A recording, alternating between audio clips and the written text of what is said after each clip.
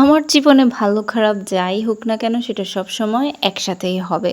ভালো হলেও সেটা সবকিছু একসাথে, খারাপ হলেও সেগুলো সবকিছু একসাথেই কেন বলছি এই কথা বলেন তো? কারণ আমি নতুন একটা বিজনেস আইডিয়া পেয়েছি, সেটা নিয়েই থাকতে চাইছিলাম, সেটা নিয়েই কাজ করতে যাচ্ছিলাম।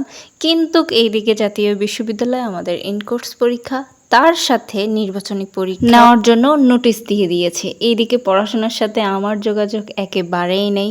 আমার চিন্তা হতো না এতটাও যদি না আমার গ্রুপটা বিবিএসে হতো। কারণ আমি আমার স্কুল লাইফ এবং ইন্টারমিডিয়েট লাইফ দুইটাতেই ছিলাম আর্টসের স্টুডেন্ট এবং ভুল করে আমি হচ্ছে বিবিএস গ্রুপে ভর্তি হয়েছি। যদিও পরবর্তীতে ভাবছিলাম যে এটা ক্যান্সেল করে বিএতে বা বিএসএসে দুইটার একটা নিব, কিন্তু পরে আর এটা হচ্ছে ক্যান্সেল করা হয় নাই। আমি বিবিএসেই থেকে গিয়েছি।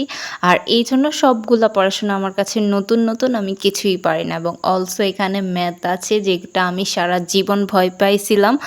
ইন্টারমিডিয়েটের পরে ভাবছিলাম যে ম্যাথ আমার লাইফ থেকে দূর হয়ে গিয়েছে, কিন্তু না, সেই ম্যাথটা নিয়েই এখন আমার পড়াশোনা শেষ করতে হবে। কিচ্ছু করার নাই। করার আছে আমার বলেন? এখন কোনোভাবে মোটামুটি একটু পাস করতে পারলেই আমি বাঁচি। আর আপনারা যারা যারা আছেন তারা আমার ভিডিও দেখে লাইক কমেন্ট তো করবেন না, চাইলে আমার জন্য একটু দোয়া করে দিয়েন যেন পরীক্ষায় আমি মোটামুটি একটু ভালো মার্কস পেতে পারি, ভালো পরীক্ষাটা যেন আমি দিতে পারি ভালো করে। আর তার সাথে চাইলে আমার বিজনেস পেজ শারমিন স্টোরটা ফলো করে রাখতে পারো, কারণ ওইখানে গিফট আইটেমের মধ্যে নতুন নতুন প্রোডাক্ট আমি খুব শীঘ্রই লঞ্চ করতে যাচ্ছি। আশা করি সেগুলো তোমাদের অনেক অনেক বেশি পছন্দ হবে।